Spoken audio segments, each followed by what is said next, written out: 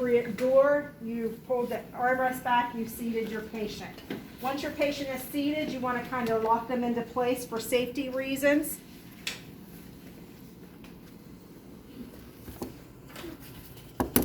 You want to come back here and you want to get your patient bib.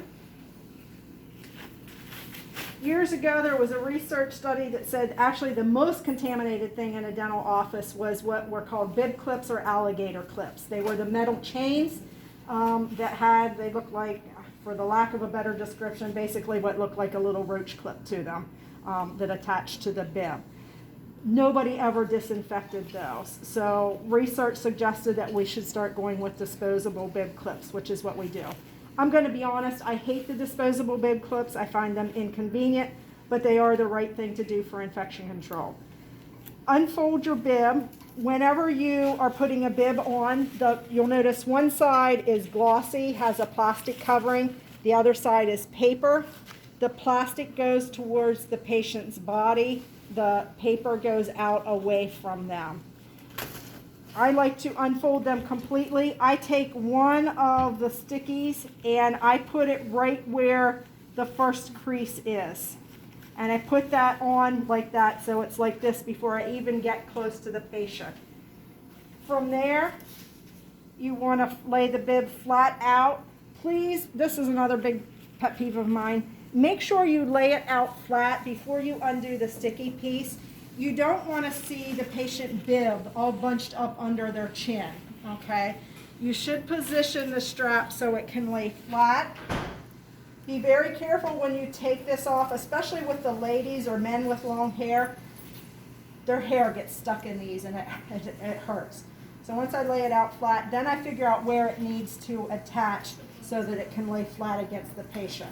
I do suggest if you have a super petite individual or a young child, I let the bib folded in half rather than unfolding it completely, just so it fits nicely, okay? You also, at that point, want to offer your patient safety glasses, okay? Safety glasses. From there, moving to item D3. The next thing that you would do after you have seated your patient is you want to sit down. You want to take your patient's medical and dental history. There's a couple rules that I have when you do that. When you're talking to your patient about their medical history, you want to sit down. You want to be at eye level with them. Why do you want to be at eye level with your patient? You don't want to seem like you're talking down to them. There you go, okay? It's a sign of respect. You are going to get more trust from your patient if they view themselves as your equal rather than a provider up here and a patient down here, okay? What other reason? It probably makes you feel more comfortable because you're just like kind of talking with a friend maybe. Okay, talking, comfort level. So that's what we call building rapport with our patient. It's more personable and it shows that you care and you're interested. I don't know how many times I've been in a healthcare facility and somebody's reviewing a medical history and they're trying to do it with their back to me while they're washing their hands at a sink. What message does that send to your patient if you're doing that? Don't care. You're just going through the motions, another patient, I don't really care, I'm not really expecting her to say anything, okay. So you want to sit down, and at this point, we haven't done medical history taking yet, so all I want you to do for the evaluation is sit down, face your patient, and say, have you had any changes in your medical history? Once you describe that, and I know that's when you would be taking your medical history, I'll say, okay, go ahead and move on. From there, you're going to come back to your counter area. You are going to grab your cassette.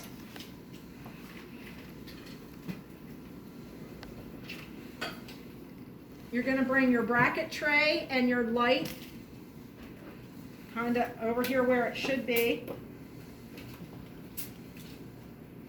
And you're going to unwrap your cassette.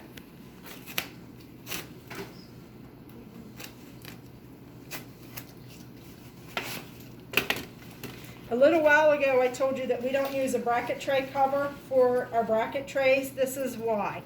This blue wrap that your cassette was sterilized in will become your cover for your bracket tray. And you want to take the time and you want to wrap it around there. and you want to set your cassette out. After you've done that, you're going to come back here. Your extra Dixie cup should go up here on your bracket tray, and it serves as a little garbage can for your bracket tray area.